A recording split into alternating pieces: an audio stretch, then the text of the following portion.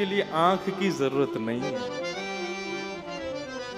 जो सोचते हैं कि हम ठाकुर जी को नेत्रों से निहारें, हम नेत्रों से देखें, जो सोचते हैं हम बिहारी जी जब तक जाएंगे तो वहां जाकर के एक दूसरे पे चढ़ते हैं महाराज, आंखों में दिख जाए ठाकुर जी।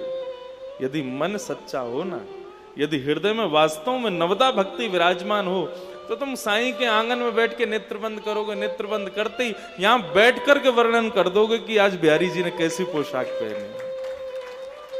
वो कहां नहीं है, सब जगह। उनको देखने के लिए साधन की जरूरत नहीं है। हमारे पूज्य पिताजी महाराज कहते हैं, माला जपने से कभी भगवान नहीं मिलते।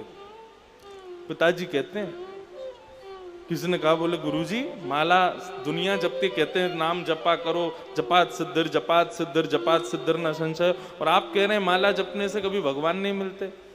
पिताजी बोले देखो साधन, आप यहां से बंबई गए, किससे गए? ट्रेन से गए, हवाई जहाज से गए, तो ट्रेन और हवाई जहाज क्या साधन है? माला भी एक साधन है। जब आप साध्य के पास पहुंचोगे तो साधन को छोड़ना पड़ेगा। जब तक साधन को छोड़ोगे नहीं तब तक साध्य मिलेगा नहीं। हवाई जहाज से उतरोगे ही नहीं तो बंबई घूमोगे कैसे? हवाई जहाज में ही बैठे रहोगे तो बंबई उतरने के बाद भी बंबई पहुंच नहीं पाओगे आप। पिताजी कहते हैं इतना जप करो, इतना जप करो माला पर कि जप करते करते करते करते करते ये माला छूट जाए और नाम जप फिर भी चलता रहे, तब ठाकुर जी मिलेंगे। हमको इसकी आवश्यकता ना पड़े ठाकुर जी को पुकारने के लिए।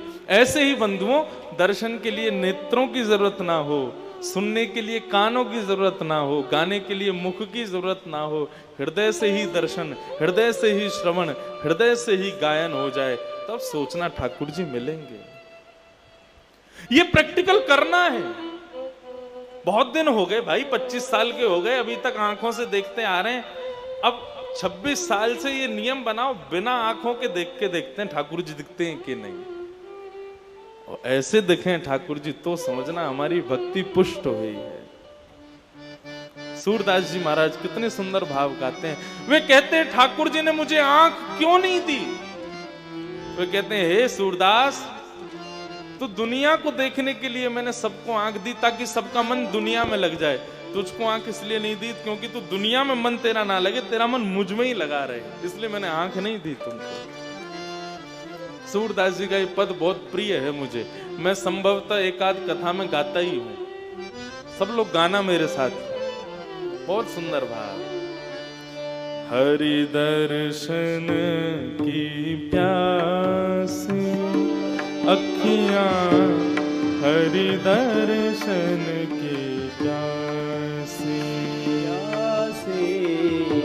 हरि दर्शन की प्यासी अखियां, हरि दर्शन की प्यासी। हमारी आंखें कैसी हैं? मॉल में जाते हो शॉपिंग करने, तब तक इन आंखों को चैन नहीं पड़ता जब तक इनको कोई पसंद नहीं आ जाए। एक स्टोर में घुसोगे, देख दाख के आओगे, नहीं आया समझ, दूसरे स्टोर पर जाओगे, नहीं आया समझ, तीसरे स्टोर पर जाओगे, नहीं आया समझ में। और एक बार यदि कोई चीज समझ आ गई तो आप अदबद के उसको ले ही लोगे। क्यों? नेत्रों को समझ आ गई। बंधुओं, ये संसार की वस्तुओं में जब तक घूमे ना तब तक ठाकुर जी इसको स्वीकार नहीं करेंगे। प्रेम गली अति सांकरी, तामे दो ना समाए। इन आंखों के अंदर यदि पहले ही कोई बस गया, ठाकुर जी नहीं विराजेंगे फिर। इन आंखों से सबको निकाल दो, केवल राधारमण जी को विराजमान करो। जिस दिन बिहारी जी पर आकर के आंख रुक जाए, टक जाए, बोले अब इसके अलावा कुछ नहीं दिख रहा है, तो समझना कि हमारे नेत्र सफल हो गए। आंखें हमको मिली हैं, इन आंखों में यदि ठाकुर जी बस गए और फिर कोई ना समावे, तो समझना आंख मिलना आज हमारा सफल हो गया। ओ हरि दर्शन की प्यासी अखियां, हरि दर्शन की प्यासी। गाइए, हरि दर्शन की प्यासी अखियां, हरि दर्शन। क्या देखना चाहती हैं आंखें? देखो चाहत कमल नयन को, देखो चाहत कमल नयन को, देखो चाहत कमल नयन को, देखो चाहत कमल नयन को, निस दिन रहत उदासी, निश दिन रहत उदासी, निस दिन रहत उदासी, अखियां हरि दर्शन की प्यासी, हरि दर्शन की प्यासी, अखियां हरि दर्शन की प्यासी। सूरदास जी से पूछा, कैसे हैं तुम्हारे ठाकुर जी, तुम्हारे हरि कैसे हैं, जरा बताओ तो सही। सूरदास जी वर्णन कर रहे हैं, मेरे ठाकुर जी कैसे हैं।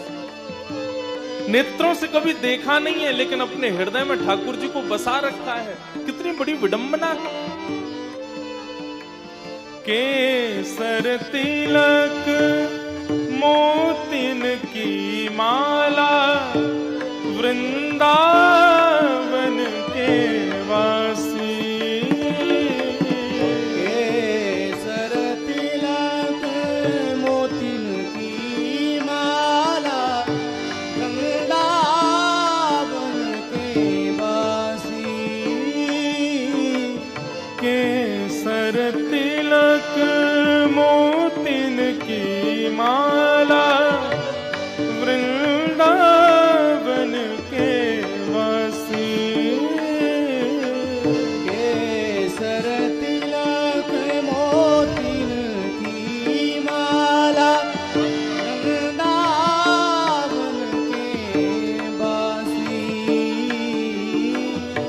नेह लगाए त्याग गए तृण शम, नेह लगाए त्याग गए तृण सम, डार गए गल फांसी, अखियां हरि दर्शन की प्यासी, प्यासी, हरि दर्शन की प्यासी, अखियां हरि दर्शन की प्यासी, प्यासे, हरि दर्शन की प्यासे, अखियां हरि दर्शन की प्यासी, प्यासी, हरि दर्शन की प्यासी, अखियां हरि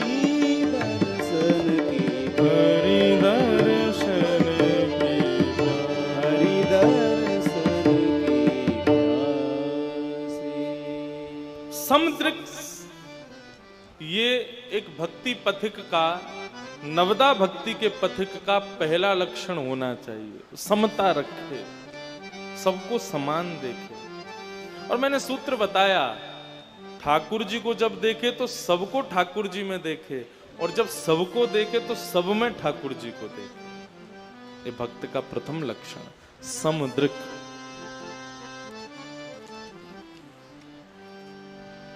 भक्ति पथिक का दूसरा लक्षण होना चाहिए एकांतिक मति।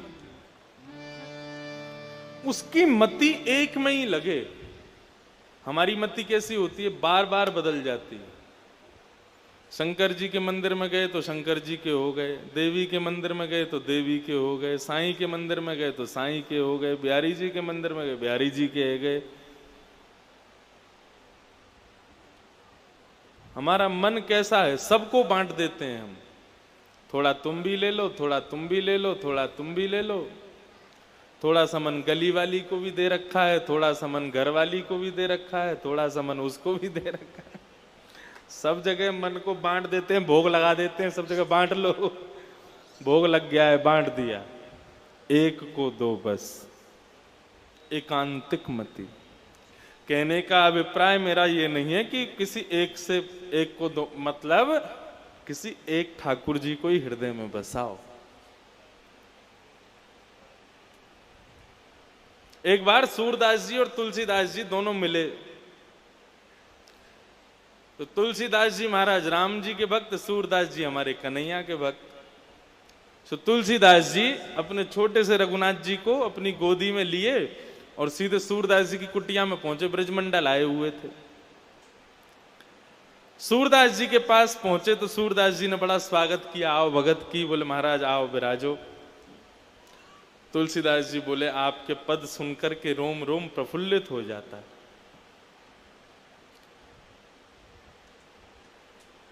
तुलसीदास जी महाराज सूरदास जी दोनों का संवाद चल रहा है, तो तुलसीदास जी ने थोड़ी सी छेड़छाड़ शुरू की, आनंद लेना शुरू किया।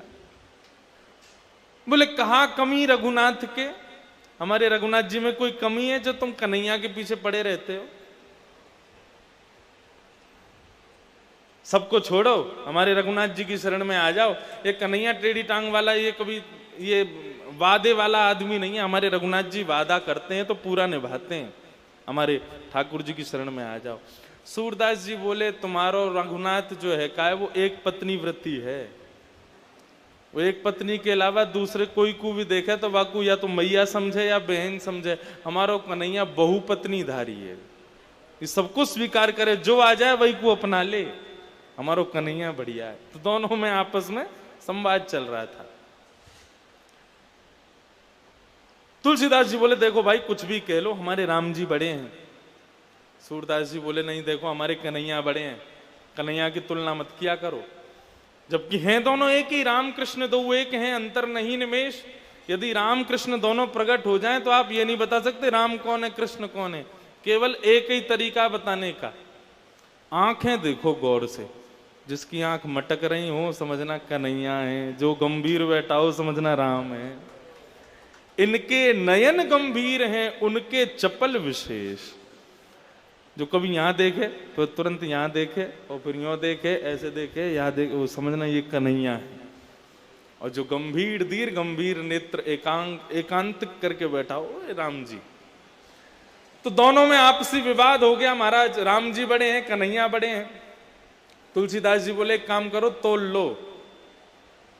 तुम अपने ठाकुर जी को लेके तराजू में बैठो, हम अपने राम जी को लेके बैठे। जिसका पटला भारी वो बड़ा है। तो ठीक है। एक पेड़ पर तराजू लटकाया गया। सूरदास जी अपने गोपाल जी को लेकर के पहुंचे और तुलसीदास जी अपने रघुनाथ जी को लेके पहुंचे। सूरदास जी महाराज जैसे एक पडले में बैठे तो कहकर जय हो मेरे गोपाल जी लाज रखी हो, लेकर के बैठ गए।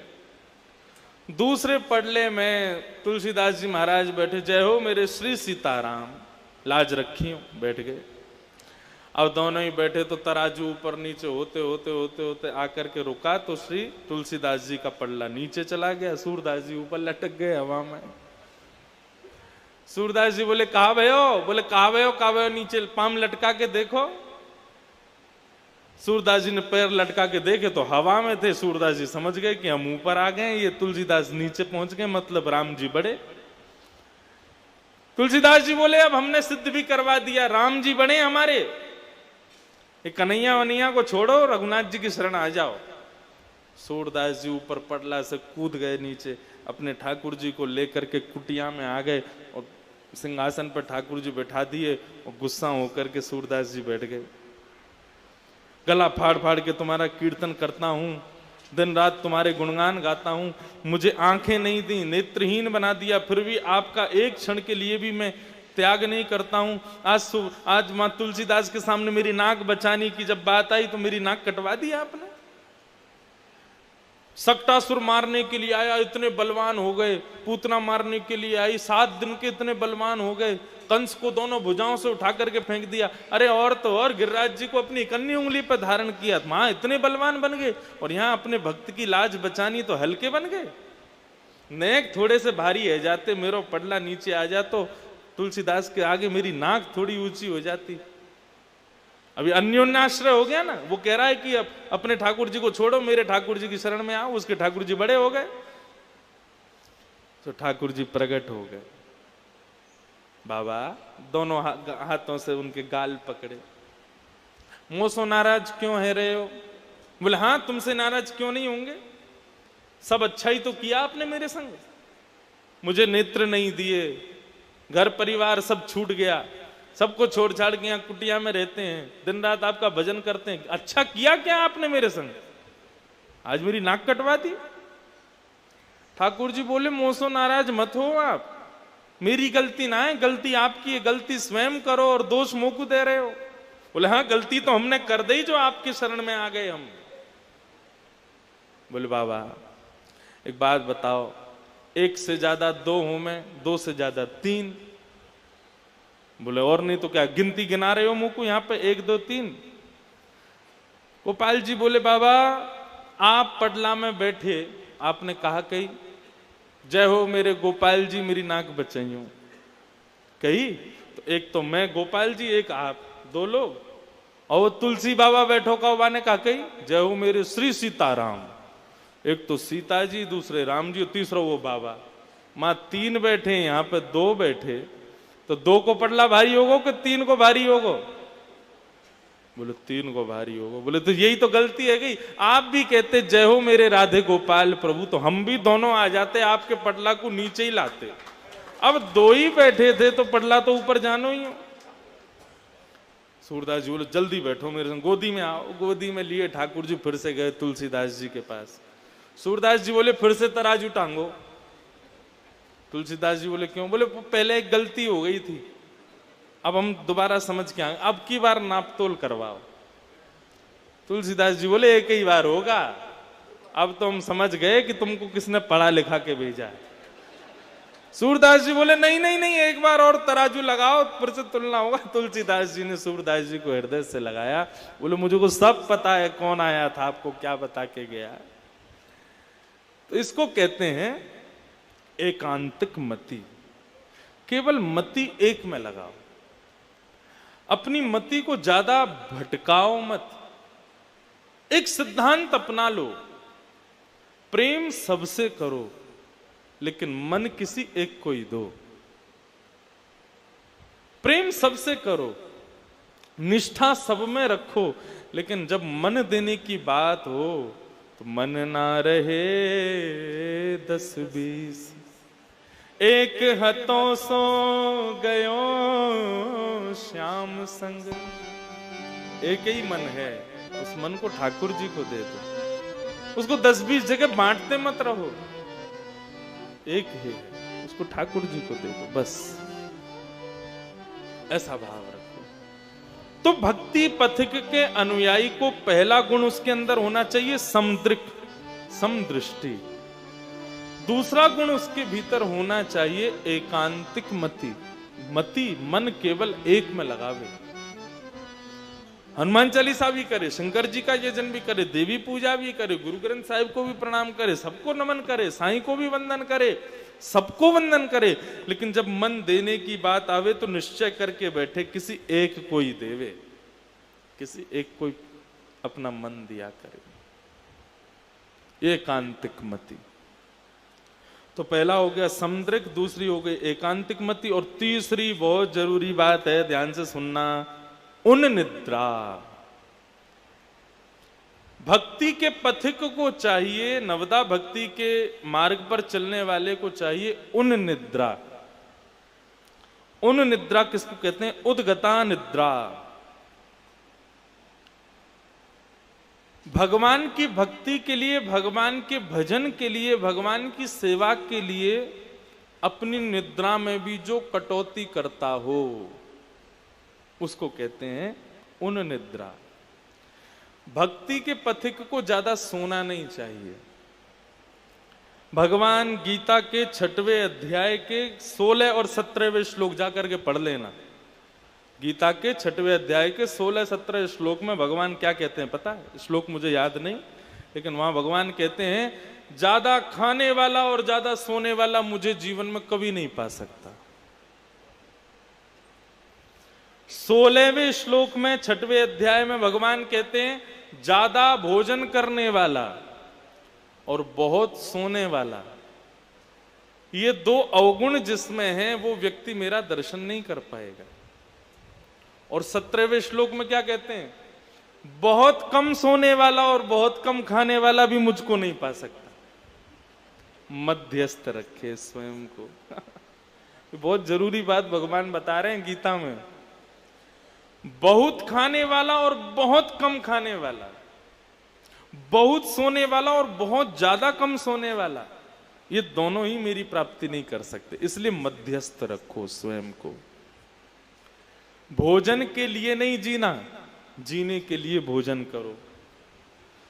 सोने के लिए ही सारी व्यवस्थाएं मत करो, केवल उतना सोना है जिससे थोड़ी शरीर की थकान दूर हो जाए।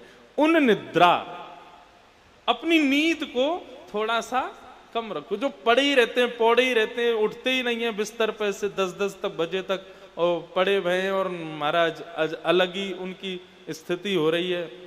पेट को उठा के यहाँ धरें, फिर पेट को उठा के वहां धरें, ऐसी स्थिति जिनकी है, कितना भी भजन कर लें, तिलक लगा लें, उनको ठाकुर जी कभी नहीं मिलेंगे, बता दियो। मध्यस्थ रहे उसको ठाकुर जी मिलते हैं। एक वृंदावन में एक बाबा रहते थे, उनका नाम था घड़ी वाले बाबा। है घड़ी वाले बाबा। उनको घड़ी वाले बाबा क्यों कहते थे? वो पैर में घड़ी पहनते थे, हाथ में नहीं पहनते थे, पैर में पहनते थे। क्यों? उनसे कोई पूछता बाबा पैर में घड़ी क्यों पहनते, तो वो कहते कि हाथ तो कर्म करते हैं और कर्म पर काल का प्रभाव नहीं होता। हमारे पैर गतिशील हैं, गति पर काल का प्रभाव है, इसलिए पैर में घड़ी पहनते थे। तो उनका एक नियम था, वो कभी गुदगुदे गद्दे पर नहीं बैठते थे। गद्दा खरीद के लाए, गद्दा को चाकू से काटा, अंदर से सारी रुई हुई सब निकाल देते, उसमें कंकड़ पत्थर भर देते और कंकड़ पत्थर भर के फिर उस पर बैठते थे। उनसे किसी ने पूछा बाबा ऐसे क्यों रहते हो? बोले देखो, शरीर को जब नींद आएगी ना, तो नींद ना देखे टूटी खाट। नींद आने वाला व्यक्ति वो ये नहीं देखेगा कि मुझे आसन, वो सो ही जाएगा चाहे जैसी स्थान मिले। तो बोले जब नींद आनी होगी ना, तो ये पत्थर पे भी आ जाएगी, और जब नींद पूरी हो जाएगी ना, तो नींद पूरी होते ही ये पत्थर चुभेंगे, ये पत्थर चुभेंगे तो नींद पूरी होती हम उठ जाएंगे, उठते ही फिर भजन करने लग जाएंगे। और फिर तब तक नींद नहीं आएगी जब तक भयंकर थक ना जाएंगे, और जब भयंकर थक जाएंगे तो फिर पत्थर पे भी नींद आ ही जानी है। इसलिए वो पत्थर के गद्दे पर बैठते थे, कंकड़ पत्थरों के गद्दे। इसको कहते हैं उन निद्रा। क्या कहते हैं? कितने गुण बता दिए भक्ति पथिकों के? 3। पहला समदृक, दूसरा एकांतिक मति, और तीसरा उन निद्रा। भक्ति पथिक के ये 3 लक्षण। और चौथा लक्षण क्या बताया गया? लोक धर्म त्याग। लोक धर्म किसे कहते हैं? कहीं भुआ जी बुरा ना मान जाएं, कहीं जीजा जी बुरा ना मान जाएं, कहीं फूफा जी मुंह फुला के ना बैठ जाएं, सासू माँ नाराज ना हो जाए, ससुर जी नाराज ना हो जाएं, पति नाराज ना हो जाए, जो सबको हमेशा खुश करने में लगे रहते हैं, उनकी शादी में नहीं गए तो बहुत नाराज हो जाएंगे। इसको कहते हैं लोक धर्म।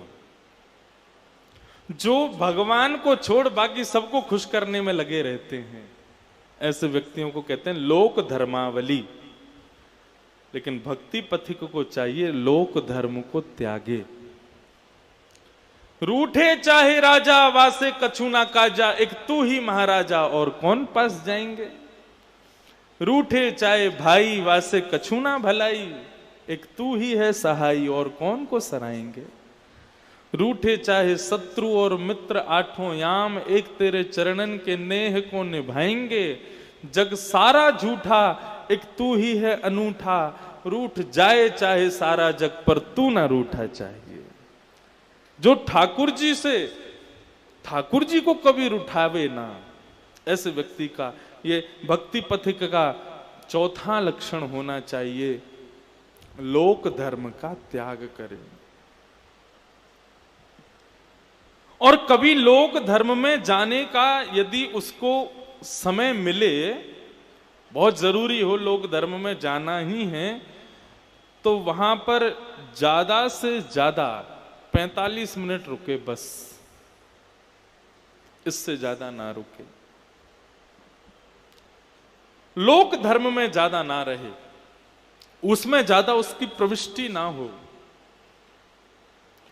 घर में किसी की बहुत जरूरी शादी है, बुआ फूफा जी आदियों ने सबने बुलाया है, तो वहां पर जावे, लेकिन थोड़ी देर रहने के बाद वहां से तुरंत चले जाए। अब आप कहोगे महाराज जी कैसे संभव है, हम गृहस्थाश्रमी, अब हम पंजाब में रहते हैं और हमारी दिल्ली वाली बुआ जी ने बुलाया, वहां पर हम जावें और शादी में 45 मिनट रुक के फिर हम चले जाएं, तो सब ढूंढेंगे कहाँ गए और सबको बुरा भी लगेगा, तो क्या करें।